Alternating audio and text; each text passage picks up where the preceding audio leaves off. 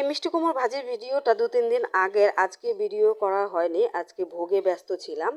তো আমি যেভাবে মিষ্টি কুমড়োর ভাজি করি সেটাই তোমাদের সঙ্গে শেয়ার করছি।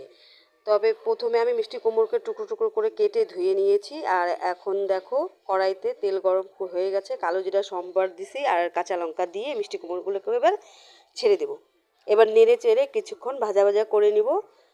এই তো নামানোর কিছুক্ষণ আগে অল্প একটু চিনি দিয়ে কিন্তু আমি নামিয়ে দেব। তো আমার মিষ্টি কুমড়োর ভাজা তো এইভাবেই হয়। মিষ্টি কুমড়ো অনেকেই অনেকভাবে খায়, তবে আমি একটু এভাবেই খাই। এখন হলুদ দিয়ে দিলাম, দিয়ে আরেকটু নাড়াচাড়া করব। এবার একটু নুন দিয়ে দিব, দিয়ে আরেকটু নাড়াচাড়া করে একটু ভাজা ভাজা করে নেব।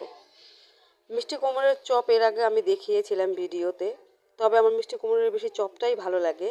এই ভাজিটাও টেস্ট লাগে, একক দিন একক রকমভাবে খেতে হয় না, আর রোজ কিছু না কিছু ভিডিও তো দিতেই হয়, তাই একক দিন এককটা রেসিপি আর কি তোমাদের সঙ্গে শেয়ার করি। তো যাই হোক, আমার এই মিষ্টি কুমড়োর ভাজির ভিডিওটা তোমাদের কেমন লাগলো কমেন্টে জানাতে কিন্তু ভুলো না। আমার তো বেশ লেগেছে ভাজিটা, তোমরাও এইভাবে খেয়ে দেখো একবার।